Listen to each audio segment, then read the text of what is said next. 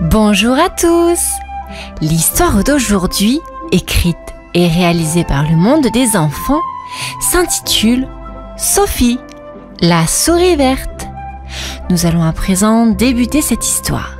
Mais avant de poursuivre cette vidéo, je t'invite à t'abonner et à cliquer sur la cloche de notification pour ne rien manquer de toutes nos belles histoires. Merci par avance!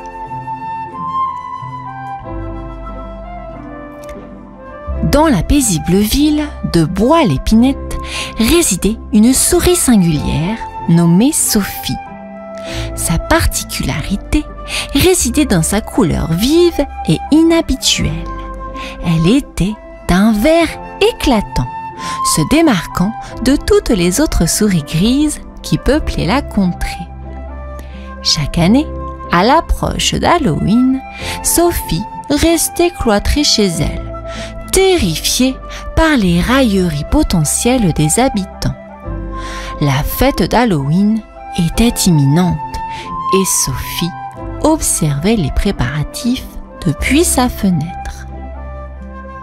Toutefois, cette année, quelque chose en elle avait changé. Un sentiment d'audace s'était emparé de Sophie, la poussant à surmonter ses peurs.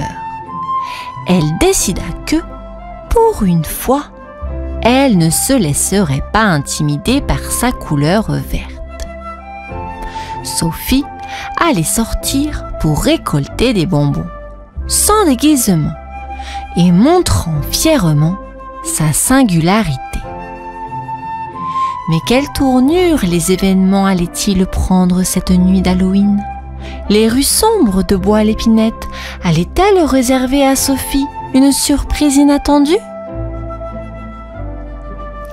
La nuit d'Halloween enveloppa Bois-l'Épinette d'une aura mystérieuse.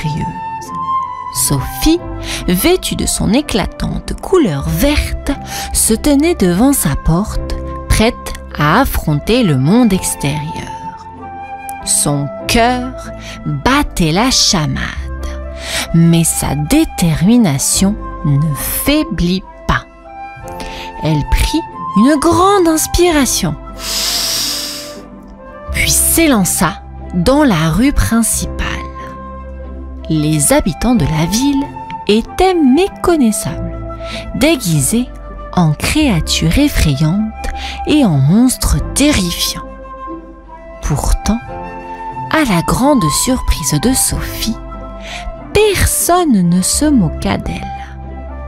Au lieu de cela, ils l'acclamèrent, admirant sa couleur verte unique. Sophie se sentit de plus en plus mal à l'aise, son sourire grandissant à chaque compliment. Alors que la nuit d'Halloween se poursuivait, Sophie commença à se demander si quelque chose de magique n'était pas en train de se produire. Peut-être que cette nuit était celle où elle réaliserait que sa différence était sa plus grande force. Mais qu'allait-il encore lui réserver les mystères de Bois-l'Épinette cette nuit-là? Alors que la nuit d'Halloween s'étendait sur Bois-l'Épinette, la magie semblait étreindre chaque coin de rue. Sophie était entourée de gens qui l'appréciaient pour sa couleur verte unique, et cela la comblait de bonheur. Les enfants la suivaient en riant, réclamant des bonbons tout en s'émerveillant de sa beauté singulière.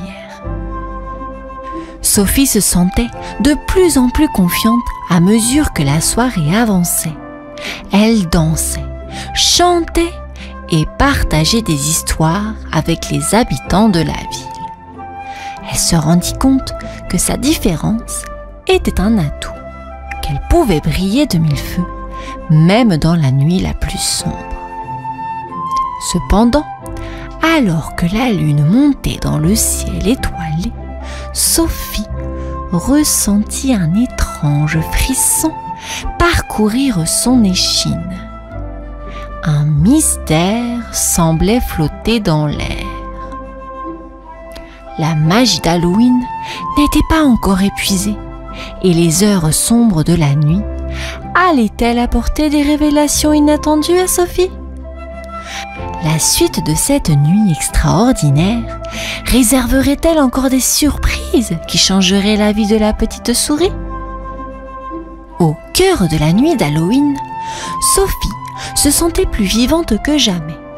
Les habitants de Bois-l'Épinette l'avaient accueillie chaleureusement, mais une aura de mystère persistait dans l'air. Des ombres dansaient sous la lumière de la lune, et les rires joyeux semblaient emprunter un écho lointain. Sophie, curieuse de découvrir la source de cette étrangeté, décida de se faufiler discrètement dans les ruelles sombres de la ville. Les arbres touffus semblaient murmurer des secrets et des chuchotements énigmatiques flottaient dans l'air. Sophie pressa le pas, suivant les indices invisibles qui la guidaient vers l'inconnu. Alors qu'elle avançait, les ombres semblaient se resserrer autour d'elle, créant une atmosphère de suspense. Qu'est-ce qui se cachait dans les profondeurs mystérieuses de cette nuit d'Halloween? Les révélations inattendues allaient-elles mener Sophie vers une nouvelle aventure palpitante, ou bien se perdrait-elle dans l'obscurité de l'inconnu? Alors que Sophie s'enfonçait plus profondément dans les ruelles sombres de Bois-l'Épinette, les mystères de la nuit d'Halloween semblaient l'entourer de tous côtés. Elle pouvait entendre des murmures à peine audibles, comme si les murs eux-mêmes avaient une histoire à raconter. Soudain, elle aperçut une lueur étrange à travers les branches des arbres. Elle s'approcha avec précaution et découvrit une clairière illuminée par des lanternes en forme de citrouille. Au centre de la clairière, un groupe d'habitants de Bois-l'Épinette se tenait en cercle, vêtus de costumes mystérieux. Sophie s'immobilisa, observant la scène avec fascination. Des chants anciens emplissaient l'air et des danses envoûtantes se déroulaient devant elle. Elle ne pouvait s'empêcher de se demander quel était le sens de cette célébration secrète d'Halloween. La réponse à cette question allait-elle la mener vers de nouvelles révélations passionnantes, ou allait-elle être confrontée à des défis insoupçonnés au sein de cette réunion nocturne? Les mystères de cette nuit d'Halloween étaient loin d'être éclaircis, et Sophie était plus déterminée que jamais à les percer. Alors que Sophie observait la célébration mystérieuse au cœur de la clairière, une aura envoûtante semblait imprégner chaque danseur. Les costumes étranges et les chants mystiques créaient une atmosphère irréelle. Sophie se sentit attirée par le rituel qui se déroulait devant ses yeux, sa curiosité la poussant à s'approcher davantage. Tout à coup, l'un des habitants, vêtu d'un manteau sombre et d'un masque de citrouille, s'avança vers elle. Il lui tendit une citrouille et l'invita à participer au rituel. Hésitante, Sophie accepta le présent et se joignit aux danseurs. À mesure qu'elle tournoyait dans la clairière, elle ressentit une énergie mystique l'envahir, la connectant ainsi à l'esprit d'Halloween. Les étoiles scintillaient au-dessus d'eux et l'obscurité de la nuit se mêlait à la lumière des lanternes. Sophie savait qu'elle était en train de vivre un moment exceptionnel, mais elle se demandait encore quel était le but de ce rituel et quelles en seraient les conséquences. Le mystère d'Halloween persistait et Sophie était plongée au cœur de cette énigme envoûtante.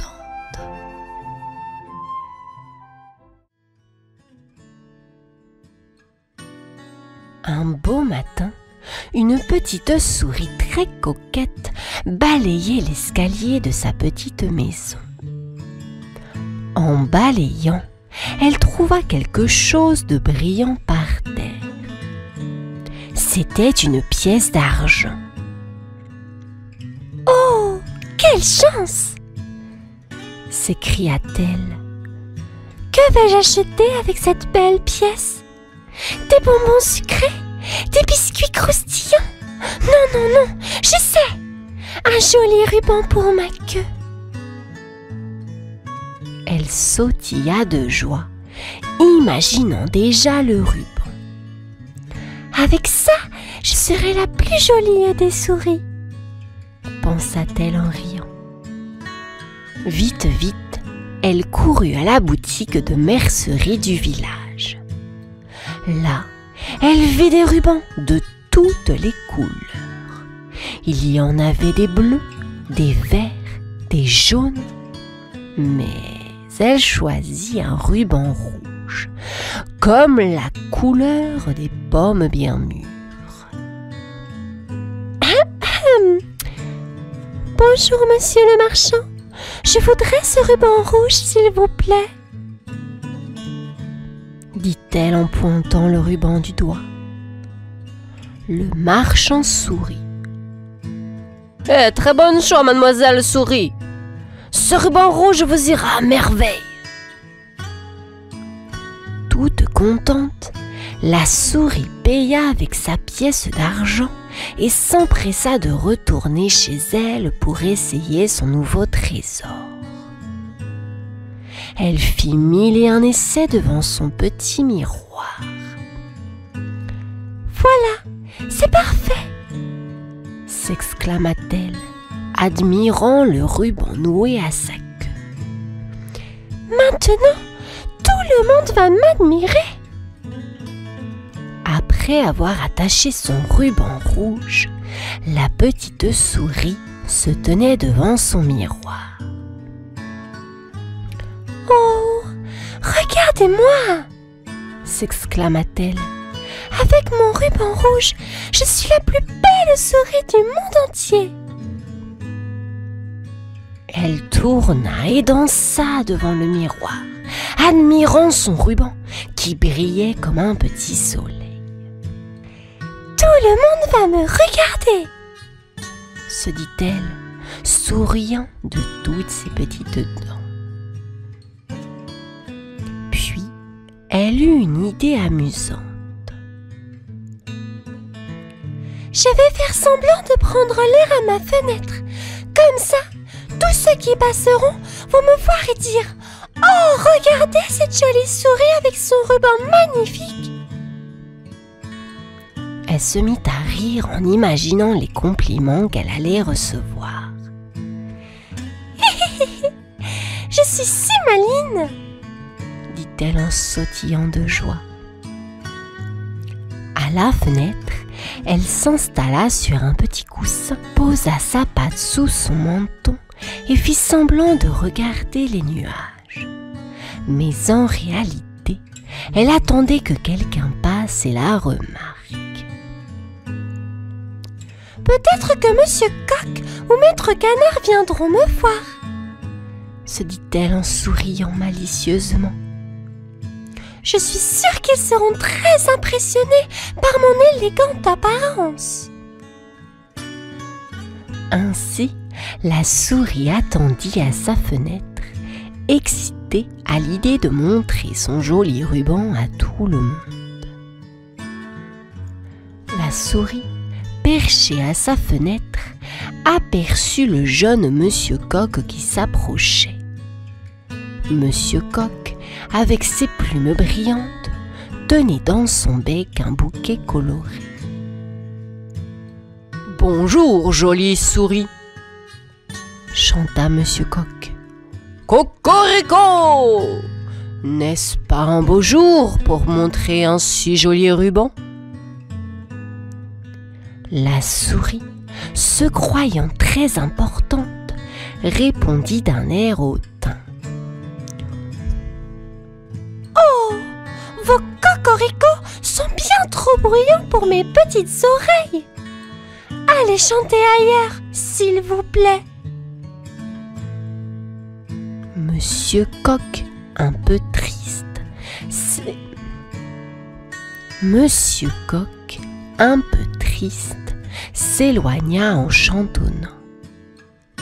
Puis, Maître Canard Cancan arriva, flottant sur l'eau avec son élégant col à mi-donné. Quoi, ravissante souris. Vous êtes quoi? Vraiment quoi? Ravissante. Mais quelle voix enrouée! S'exclama la souris. Votre coin-coin me chatouille les oreilles.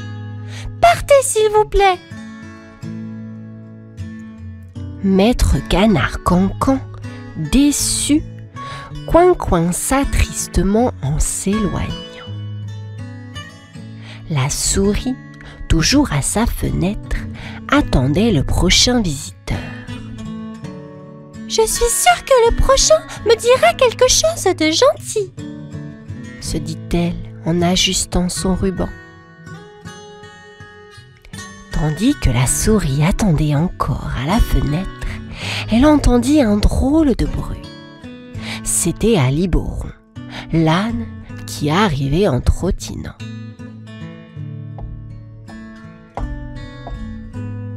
Ses grandes oreilles bougeaient dans tous les sens. « Bonjour, aimable petite souris !» dit Aliboron avec un grand sourire. « Ah, vous êtes si jolie avec ce ruban !»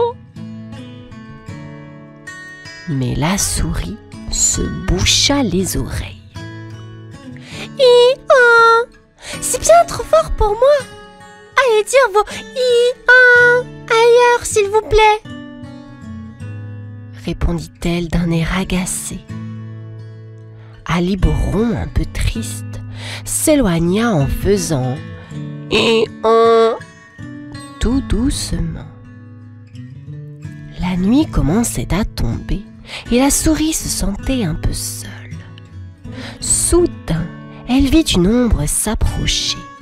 C'était Messire le chat, élégant et mystérieux. « Oh, quel beau garçon !»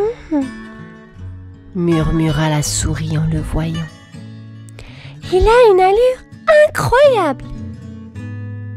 Messire le chat s'approcha avec un sourire charmeur et une petite guitare.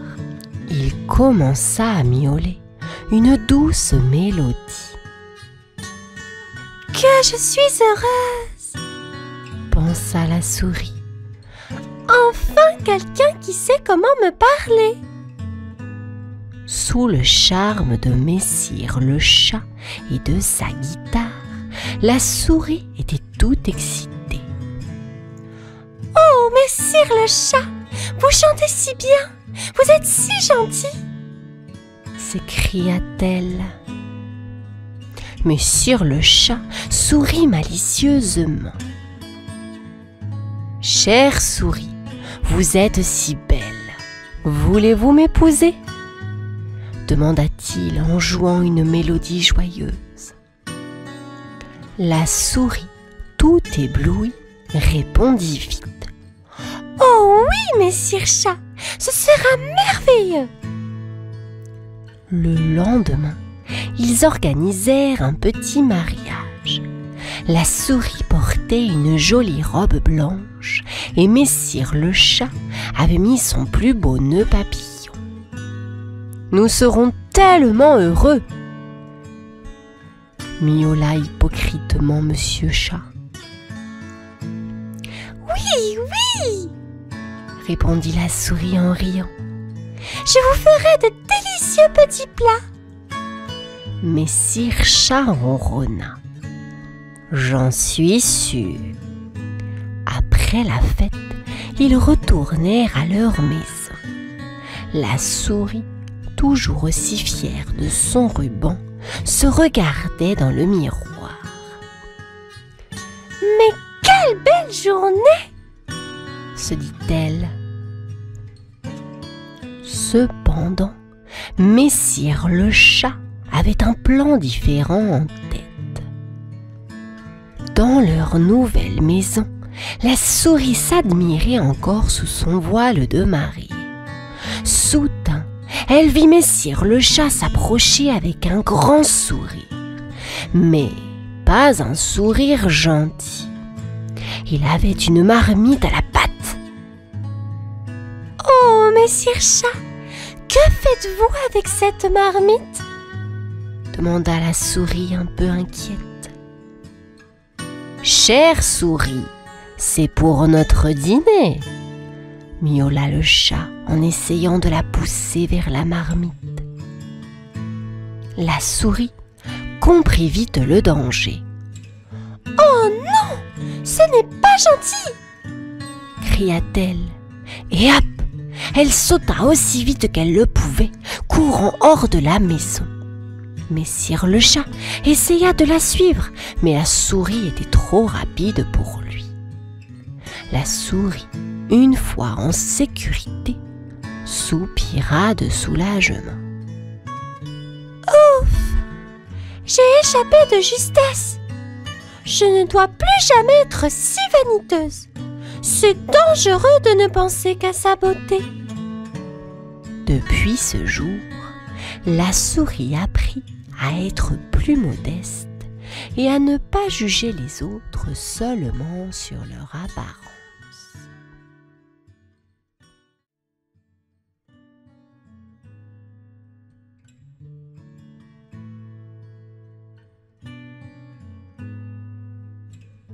Dans une petite maison douillette vivait Agathe la souris.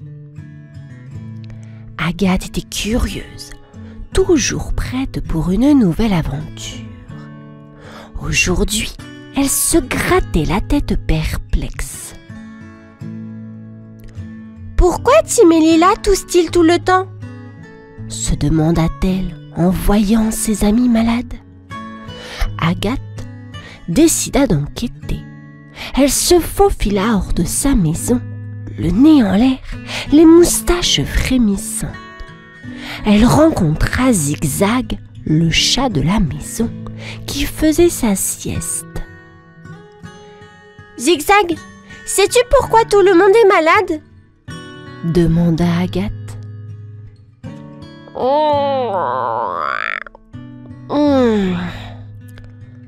Ronronna Zigzag. Peut-être parce qu'ils ne se lavent pas les patounes comme il faut. Se laver les pattes? Agathe inclina la tête, curieuse.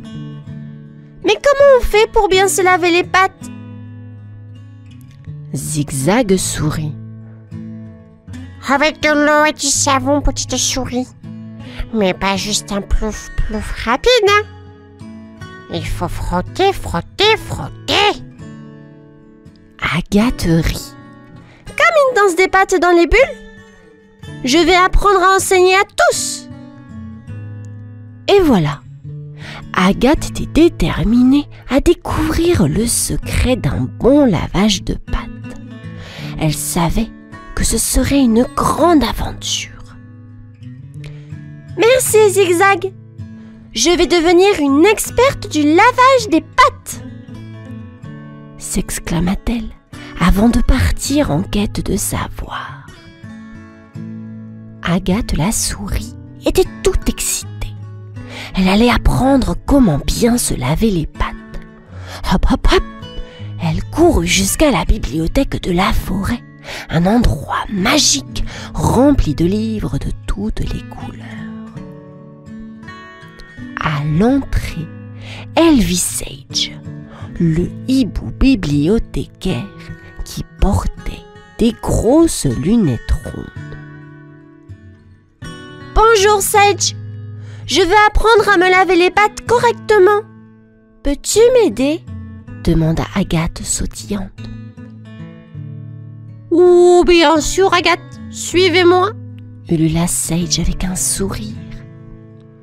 Il vola doucement vers un coin cosy de la bibliothèque. Sage sortit un livre coloré intitulé « Les aventures de la propreté ». Oh, ce livre te montrera tout sur les germes et le lavage des pattes, expliqua-t-il.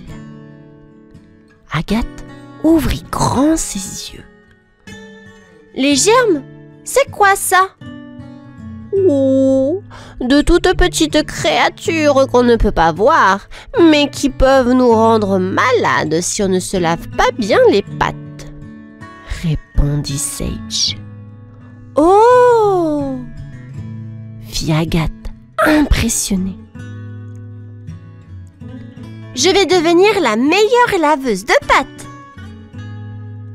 Avec un clin d'œil, Sage ajouta. Oui, je suis sûre que tu le seras. Allons, commençons notre lecture. Après avoir lu le livre avec Sage, Agathe était prête à mettre en pratique ce qu'elle avait appris. Alors, Agathe, prête pour le grand test? Ulula Sage avec un sourire malicieux sous ses lunettes. Oui, oui, oui! Trépigna Agathe, impatiente. Sage sortit un petit seau d'eau et un minuscule morceau de savon. Oh, voici ta mission. Laver tes pattes comme un vrai champion de la propreté. Agathe trempa ses petites pattes dans l'eau et saisit le savon. Elle commença à frotter, mais le savon glissa et vola à travers la bibliothèque. Oups! S'exclama Agathe, un peu embarrassée. Sage rit doucement. Oh, c'est normal, Agathe. Apprendre, c'est aussi faire des glissades. Essayons encore. Cette fois, Agathe frotta ses pattes avec plus de soin. Entre les doigts, autour des ongles, elle suivit toutes les étapes du livre. Regarde, Sage, j'ai fait une montagne de bulles, s'écria-t-elle, les pattes couvertes de mousse. Parfait, ulula Sage. Oh, tu es devenue une experte du lavage des pattes. Agathe sautilla de joie. Je vais montrer à tout le monde comment bien se laver les pattes. Et avec ses pattes parfaitement propres, Agathe était prête à relever son prochain défi. Avec ses pattes brillantes de propreté, Agathe était prête à partager son secret. Mais elle savait que ce ne serait pas facile. Comment vais-je convaincre tout le monde que se laver les pattes, c'est important? Se demanda-t-elle en chemin vers la maison. Arrivée chez elle, elle trouva sa famille en train de préparer le dîner. Famille, j'ai quelque chose d'incroyable à vous montrer, s'écria Agathe. Son frère Gaspard leva les yeux. Quoi encore, Agathe? Une autre de tes aventures de souris? Agathe prit une grande respiration.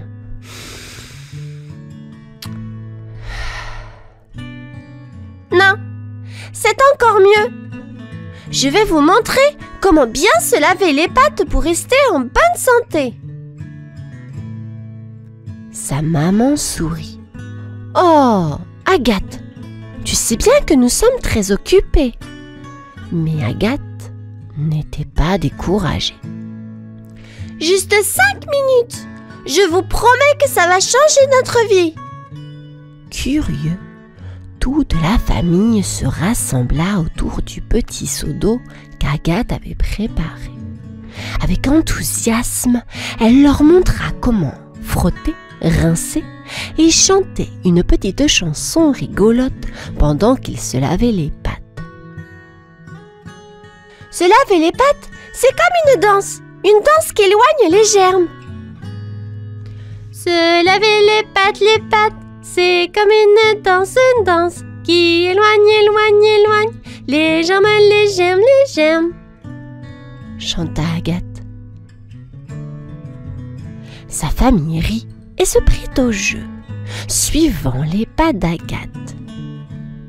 Agathe, mais tu avais raison, c'est amusant et ça fait du bien, dit Gaspard, surpris. Agathe sourit, contente. Son défi commençait bien.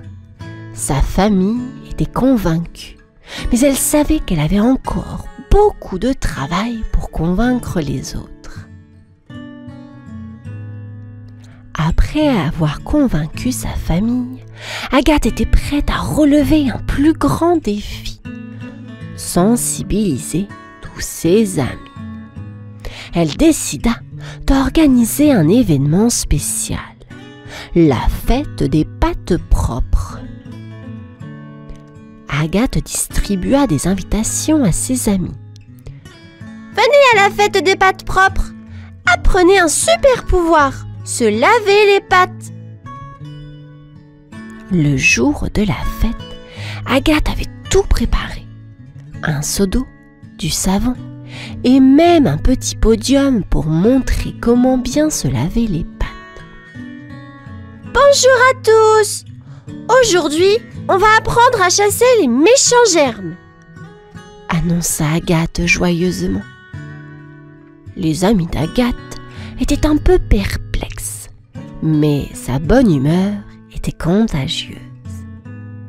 Elle commença par une démonstration, transformant le lavage des pattes en une véritable performance. Et 1, et 2, et 3. On frotte bien partout. Ensuite, elle invita ses amis à essayer. Qui veut avoir les pattes les plus propres de la forêt? Un par un, les amis d'Agathe s'avancèrent, riant et éclaboussant, suivant les pas de la danse des pattes propres. Regardez, je fais plus de bulles que toi, s'exclama Lila tout excitée. La fête fut un succès. Non seulement tout le monde s'amusait, mais ils apprenaient aussi quelque chose de très important. Merci Agathe. Maintenant, on sait tous comment rester en bonne santé. Oui, merci Agathe. Maintenant, on sait tous comment rester en bonne santé. Merci Agathe. Maintenant, on sait tous comment rester en bonne santé, dirent ses amis en chœur. Agathe sourit fièrement. Sa mission était accomplie. Ses amis étaient non seulement plus heureux, mais aussi en meilleure santé. La fête des pâtes propres d'Agathe avait été un grand succès. Partout dans la forêt, les animaux parlaient de leur nouvelle habitude, se laver les pattes. Agathe était devenue une petite héroïne. Un matin, en se promenant, Agathe vit ses amis jouer joyeusement. « Regarde Agathe, je me lave les pattes avant de manger !» s'écria Zia la lapine en agitant ses patounes moussantes. « Et moi, je les lave après avoir joué dehors !» ajouta Gaspard, le frère d'Agathe, fier de lui. Agathe sourit de toutes ses petites dents. « Je suis tellement contente de vous voir tous en bonne santé et heureux !» Soudain, Sage le hibou bibliothécaire atterrit près d'Agathe. « Oh, tu as fait quelque chose de très important, Agathe. Tu as aidé tout le monde à rester en bonne santé. C'est une grande victoire. » Agathe rougit de plaisir. « C'était amusant de partager ce que j'ai appris.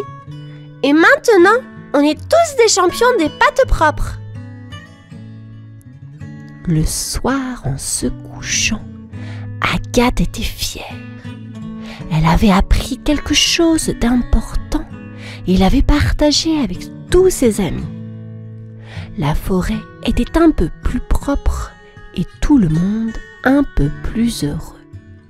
Et ça, grâce à elle. Bon travail, Agathe, murmura-t-elle avant de fermer les yeux, prête à rêver à de nouvelles aventures.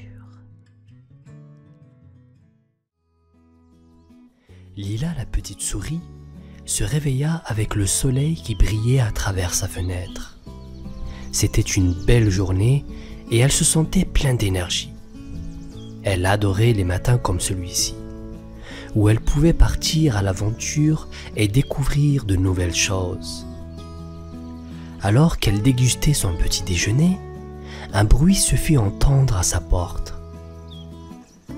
Toc toc toc. Curieuse, Lila alla ouvrir et découvrit un crabe avec une expression inquiète sur son visage. « Bonjour, crabe !» dit Lila avec un sourire. « Que se passe-t-il » ?»« Bonjour, Lila » répond le crabe. « Mon château de sable a disparu. Quand je suis rentré chez moi ce matin, il n'y avait plus rien. Je ne sais pas qui a pu le voler. » Lila réfléchit un instant. « Ne t'inquiète pas, crabe. Je vais t'aider à trouver ton château. Préparons nos affaires et allons voir ce qui s'est passé. » Lila mit quelques provisions dans son sac à dos, une loupe, une corde et quelques biscuits pour plus tard. Elle et le crabe quittèrent sa maison et se dirigèrent vers la plage. En chemin, Lila tenta de remonter le moral de Crabe en racontant des blagues sur les crabes qui dansaient.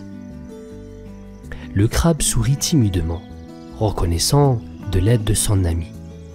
Ensemble, ils étaient prêts pour une nouvelle aventure. Lila et le crabe marchaient vers la plage, le soleil brillait et les oiseaux chantaient. En chemin, ils rencontrèrent des poissons colorés qui nageaient près des rivières. Les poissons sautaient hors de l'eau, faisant des pirouettes amusantes. « Regarde, crabe, les poissons font un spectacle pour nous !» dit Lila en riant. Le crabe sourit. « Ils sont vraiment drôles !»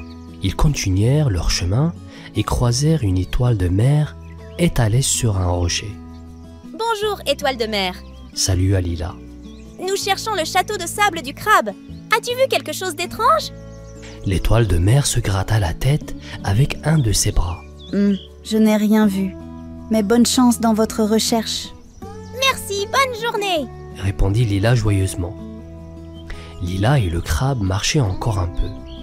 Lila racontait des histoires amusantes sur des souris exploratrices et des crabes aventuriers. Le crabe riait de bon cœur, oubliant un peu sa tristesse. Finalement, ils arrivèrent à la plage. Le crabe montra à Lila l'endroit exact où se trouvait son château. Lila regarda autour, les yeux plissés. « Nous allons trouver des indices ici !» dit-elle avec enthousiasme et détermination. Lila et le crabe commencèrent leur enquête. Ils étaient prêts à découvrir ce qui était arrivé au château de sable et à résoudre ce mystère ensemble. Lila sortit sa loupe de son sac à dos et examina le sable de près. Le crabe regardait attentivement autour de lui, espérant voir quelque chose de familier.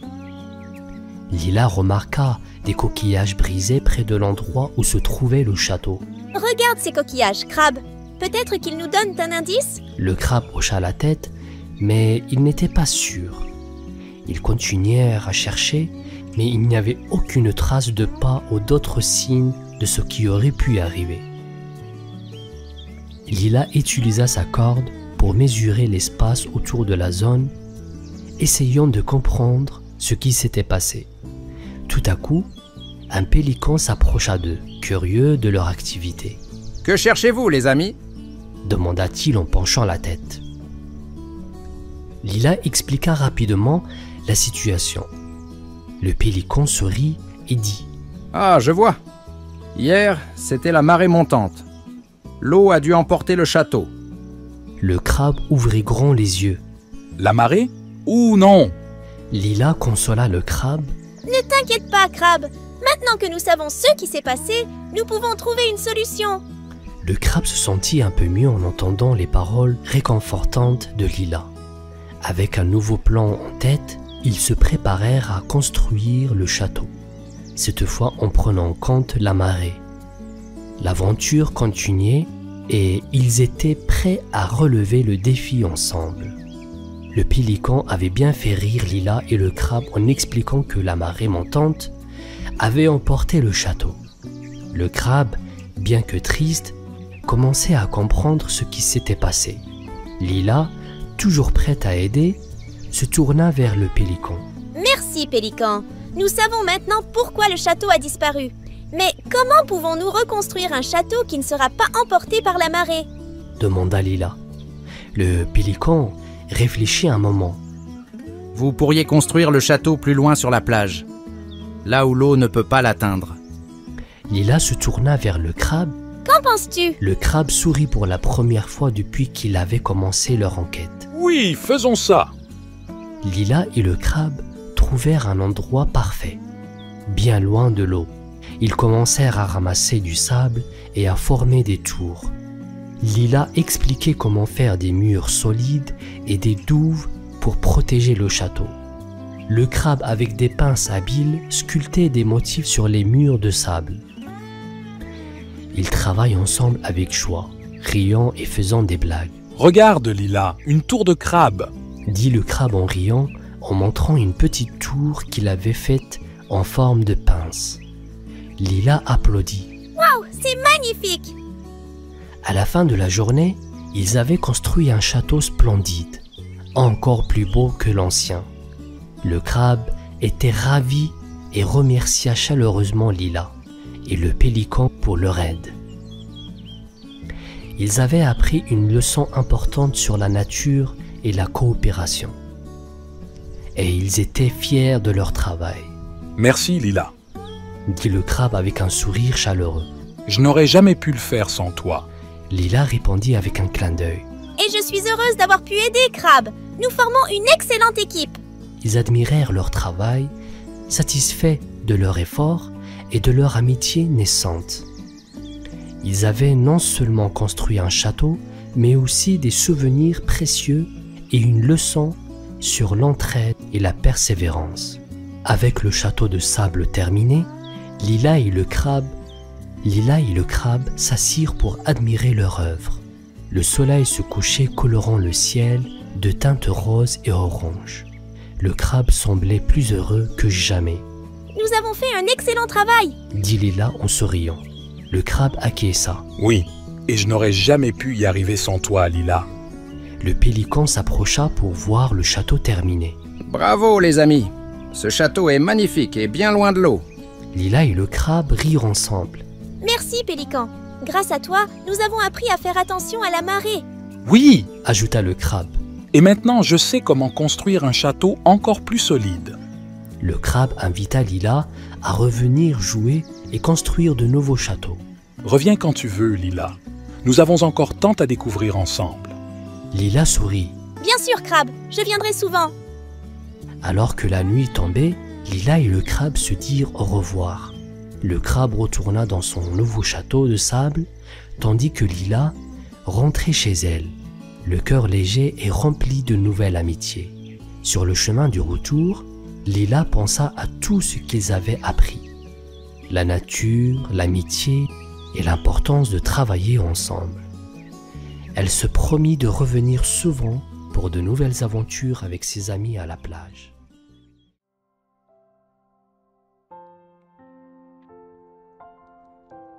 Dans le petit village des animaux, sous les branches chuchotantes d'un grand arbre, vivait Jeannette la souris.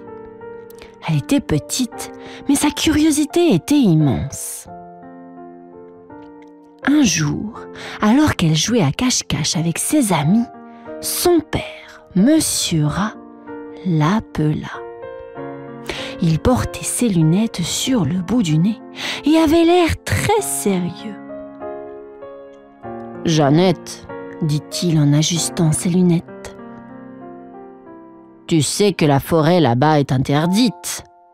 Elle est pleine de mystères et de magie que nous ne comprenons pas. » Jeannette fit une petite grimace, puis elle sourit malicieusement.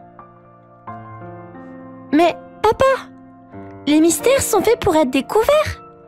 Peut-être que je pourrais y trouver un trésor de fromage. » Monsieur rat rit doucement. « Ma chère Jeannette, je crains que les seuls trésors là-bas soient des ennuis. Les arbres peuvent parler et les fleurs danser. C'est un endroit trop bizarre pour une petite souris. » Jeannette gigota d'impatience. « Mais papa, je suis une souris très spéciale. Peut-être que je parlerai aux arbres et danserai avec les fleurs. » « Jeannette, promets-moi de ne pas y aller. C'est important, » dit son père avec un regard doux, mais ferme. Jeannette hocha la tête, mais au fond d'elle, l'aventure l'appelait déjà. Elle se demandait ce que cela ferait de parler aux arbres et de danser avec les fleurs. Peut-être qu'un jour, elle découvrirait par elle-même les secrets de la forêt interdite. Lors d'un après-midi ensoleillé, Jeannette ne put résister à l'appel de l'aventure. Elle se faufila hors de sa maisonnette et se dirigea vers la forêt interdite. En entrant dans la forêt, elle fut émerveillée par les couleurs vives des fleurs et le gazouillis joyeux des oiseaux. « Oh, comme c'est joli !» s'exclama-t-elle en tournant en rond. Soudain, derrière un buisson fleuri, elle entendit une voix triste.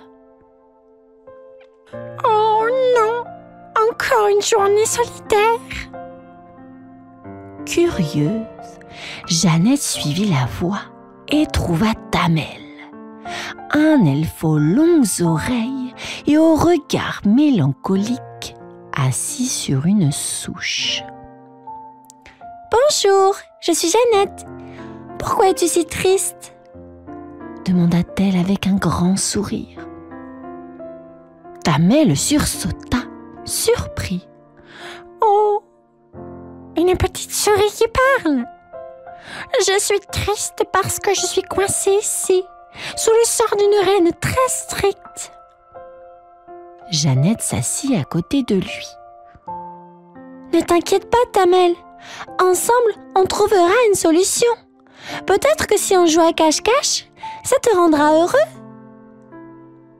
Tamel sourit un peu. « Oh, c'est gentil, Jeannette, mais ce n'est pas un jeu qui peut briser les sorts. C'est beaucoup plus compliqué. » Jeannette tapota sa petite patte sur le menton, pensant. Nous devons trouver un grand plan alors. Mais d'abord, jouons un jeu. Ça aide toujours à réfléchir. » Et c'est ainsi que Jeannette et Tamel commencèrent leur amitié, avec un jeu de cache-cache dans la forêt enchantée, prêts à chercher ensemble un moyen de briser le sortilège. Après un joyeux jeu de cache-cache, Jeannette et Tamel s'assirent sous un grand chêne pour se reposer.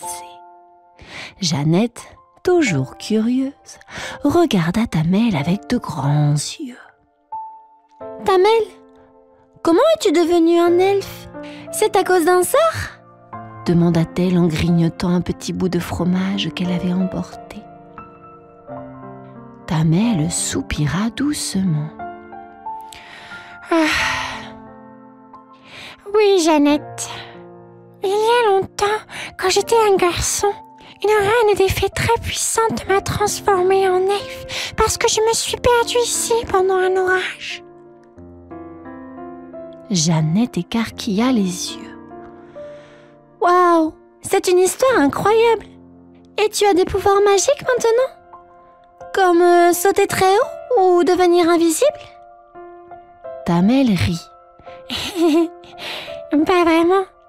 Je peux apparaître et disparaître quand je veux, mais je ne peux pas quitter la forêt. C'est le piège du sort. Jeannette tapa des mains. C'est comme un super pouvoir de super-héros. Mais on doit trouver comment te libérer. Tout le monde devrait pouvoir aller où il veut. Tamel acquiesça. Oui, c'est vrai. J'aimerais pouvoir explorer le monde comme avant. Ne t'inquiète pas, Tamel, je t'aiderai. Nous trouverons un moyen de briser ce sortilège. S'exclama Jeannette, pleine d'enthousiasme. Merci, Jeannette. Avec une amie comme toi, je commence à croire que tout est possible, dit Tamel avec un sourire plus lumineux. Après avoir beaucoup réfléchi, Tamel expliqua à Jeannette son idée. La seule fois où le sort peut être brisé, c'est pendant la nuit d'Halloween, quand la lune est toute ronde et très brillante dans le ciel. Jeannette sautilla d'excitation. Oh, une mission spéciale pendant Halloween? C'est comme un jeu géant de devinettes avec la lune. Tamel sourit à l'enthousiasme de Jeannette. Oui, mais ce sera un peu plus difficile que ça. Je vais changer de forme plusieurs fois. Je deviendrai un grand serpent, puis un lion, et même un loup. Jeannette fit une petite grimace. Oh là là, ça semble un peu effrayant. Mais ne t'inquiète pas, Tamel. Je serai là pour te tenir la patte, peu importe à quoi tu ressembles. Même si tu deviens un gros lézard gluant. Tamel éclata de rire.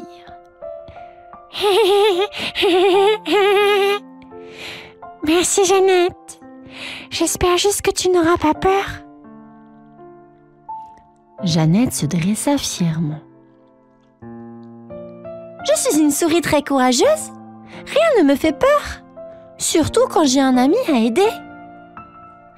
Alors c'est décidé, dit Tamel. La nuit d'Halloween, tu devras me tenir très fort, peu importe ce qui arrive, et ne pas me lâcher. Jeannette hocha la tête avec sérieux.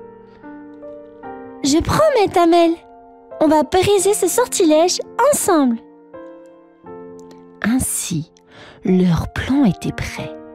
Ils passèrent les prochains jours à se préparer pour la grande nuit, plein d'espoir et d'aventure. La nuit d'Halloween arriva enfin.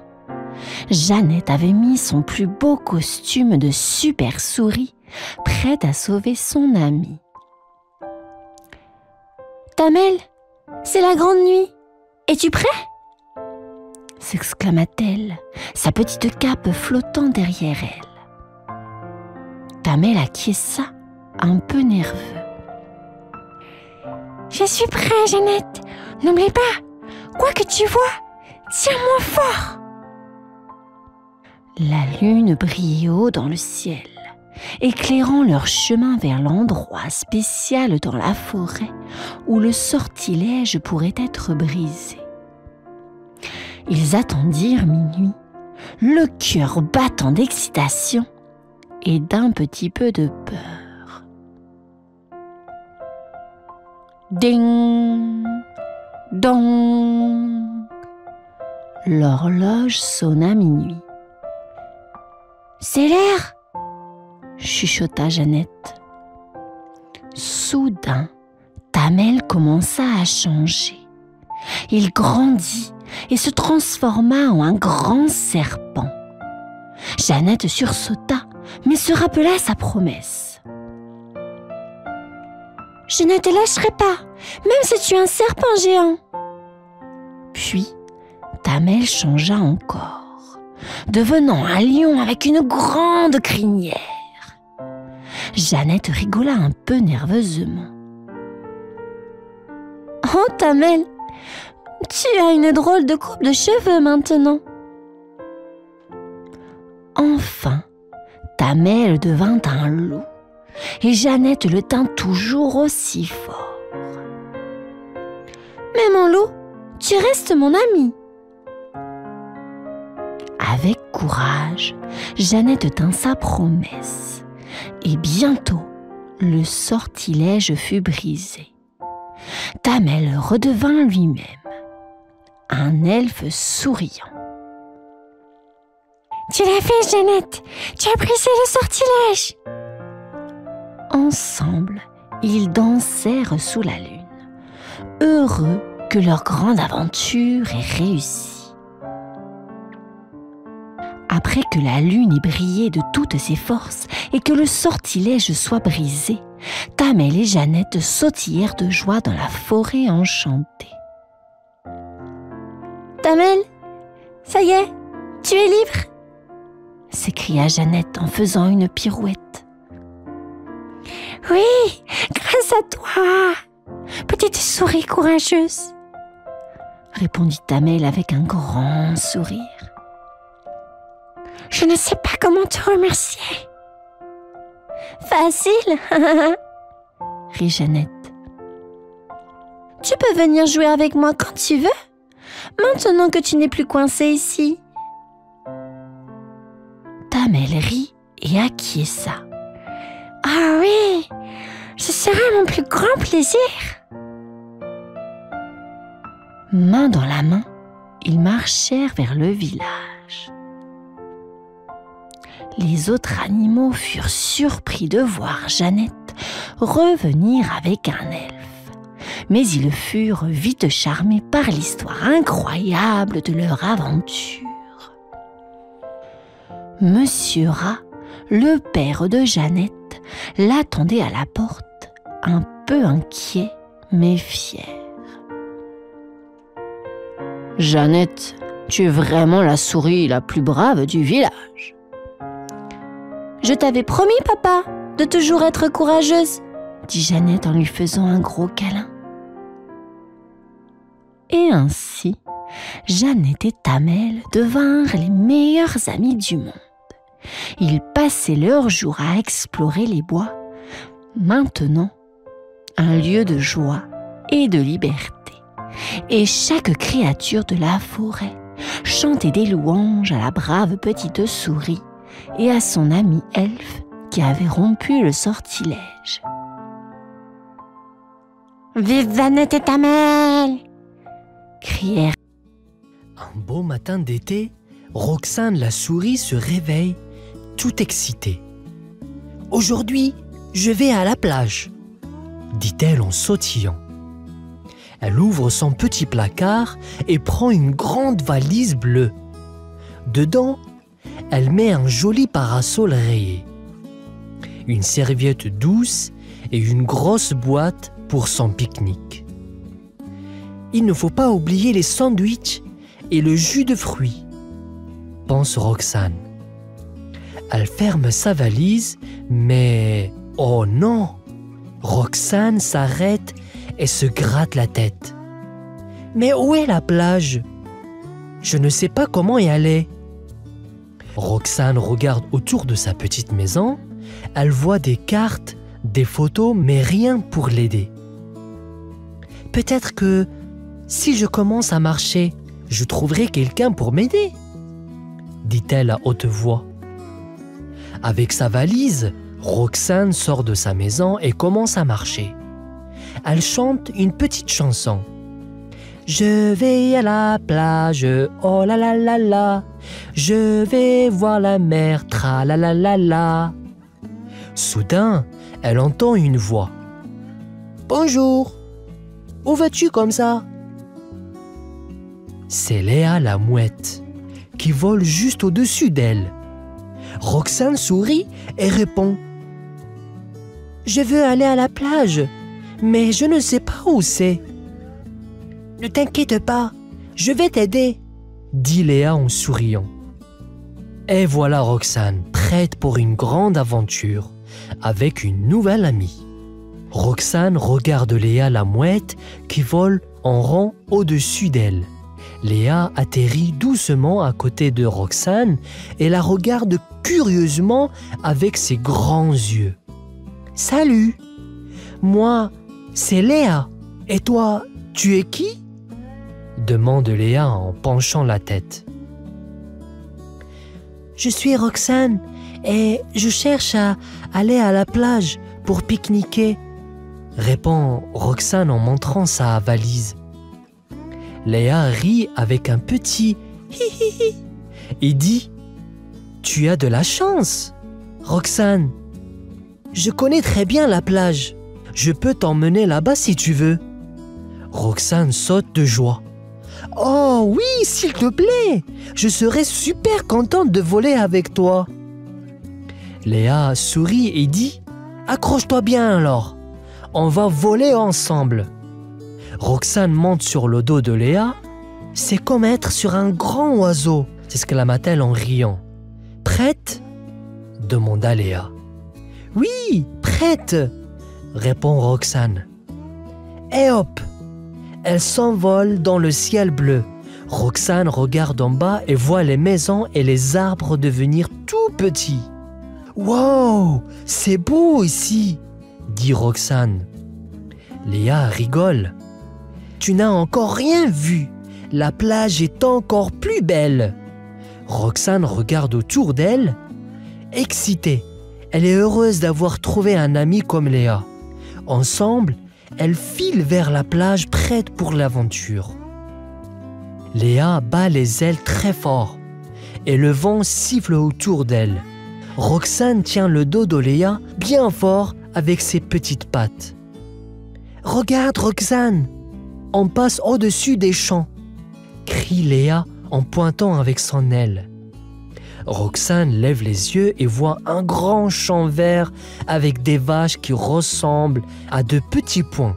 « Oh, les vaches sont minuscules d'ici !» Léa rit.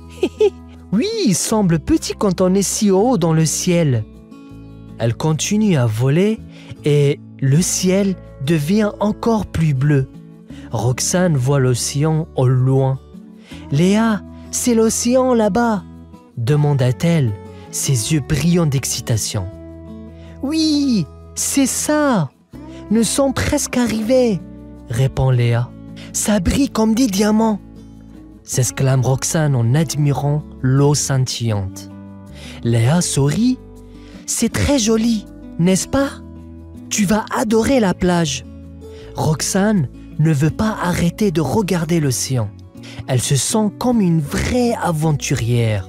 « Je ne savais pas que le monde était si grand et si beau, » dit-elle doucement. « Il y en a encore beaucoup à voir, » dit Léa en plongeant vers la plage. Roxane rit, excitée par la descente rapide. « Wow !» Bientôt, elle touche le sable doux de la plage. Roxane saute de Léa et regarde autour. « Nous y sommes !»« Merci Léa !» Léa cligne des yeux. « De rien, Roxane. Bienvenue à la plage. »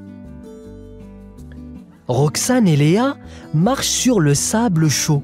Roxane est toute excitée de poser son parasol et de sortir son pique-nique. « Suis-moi, Roxane, je vais te montrer le meilleur endroit pour s'asseoir, » dit Léa en s'envolant un peu. Mais en avançant, Roxane s'arrête brusquement. Ses petits yeux voient quelque chose de triste. « Oh non! Regarde Léa !» dit-elle en pointant vers le sable. Léa regarde et voit plein de déchets. Des bouteilles en plastique, des papiers et même une vieille chaussure. « Oh, c'est pas joli tout ça !» dit Léa avec une moue. « On ne peut pas laisser tous ces déchets ici. Ça gâche tout. » « Tu as raison, Roxane. C'est pas bien pour la plage, » répond Léa. Roxane pose sa valise et commence à ramasser les déchets. « Je vais nettoyer tout ça. Je veux que la plage soit belle pour tout le monde. » Léa sourit et dit « Je vais t'aider, Roxane. On est plus rapide ensemble. Et voilà, Roxane et Léa commencent à ramasser les déchets, un petit morceau après l'autre. Roxane rit, c'est une chasse au trésor, mais avec des déchets. Mais oui, une chasse au trésor spéciale pour sauver la plage. Rit aussi Léa. Ensemble, elles travaillent dur, mais avec le sourire, car elles savent qu'elles font quelque chose de bien. Roxane et Léa continuent de ramasser les déchets, mais la plage est vraiment grande. Roxane regarde autour d'elle et soupire.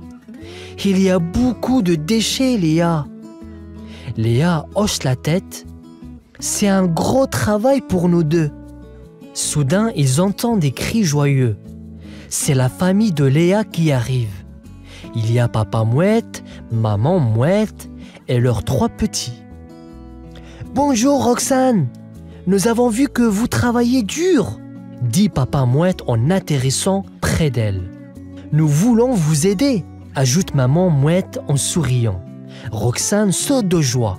« Oh, merci! Avec plus d'ailes et de pattes, nous finirons plus vite. » Toute la famille de Léa commence à aider. Les petits courent et ramassent les petits morceaux de plastique. Ils rient et jouent tous en nettoyant. « Regarde, maman, j'ai trouvé un vieux gant !» crie un des petits en brandissant. « Super, mon chéri, mets-le dans le sac à déchets !» répond maman mouette en riant. Ensemble, ils travaillent, chantent des chansons de la mer. Et la plage devint de plus en plus propre. « Merci à tous !» dit Roxane en souriant. « Vous êtes mes héros !»« Et toi, tu es notre capitaine de nettoyage !» dit papa mouette en faisant un clin d'œil. Peu à peu, la plage retrouve sa beauté. Et tous se sentent fiers et heureux de leur travail. La plage est maintenant toute propre. Roxane regarde autour d'elle et voit le sable briller sous le soleil. « Regardez, on a fait ça tous ensemble !» s'exclama-t-elle. Léa et sa famille battent des ailes joyeusement. « C'est la plus belle plage du monde !» dit Léa en rigolant. Roxane ouvre sa grande boîte de pique-nique. Maintenant, c'est l'heure de manger et de jouer. « Qui veut un sandwich ?» demanda-t-elle en souriant. « Tout le monde !» crient les petits mouettes en sautillant autour de Roxane. Elle leur donne des sandwichs et des jus de fruits. Après avoir mangé, Roxane et les mouettes jouent à des jeux sur la plage. Ils font des courses dans le sable, construisent un grand château de sable et cherchent des coquillages. « Regarde, Roxane, j'ai trouvé un coquillage rose !» dit un petit en le montrant fièrement. « C'est magnifique !» répond Roxane en le prenant délicatement. « C'est un trésor de la plage. » Le soleil commence à se coucher et le ciel devient orange et rose. « C'était la meilleure journée !» murmure Roxane en regardant le ciel. « Oui, et c'est parce que nous étions ensemble !» dit Léa en donnant un petit coup d'aile amical à Roxane. Ils regardent le coucher de soleil, heureux et fatigués, sachant qu'ils ont fait quelque chose de très spécial aujourd'hui. Voilà les amis, j'espère que cette histoire elle vous a plu. Et je compte sur vous pour ramasser vos déchets une fois sur la plage. Allez, je vous souhaite une bonne nuit. À bientôt.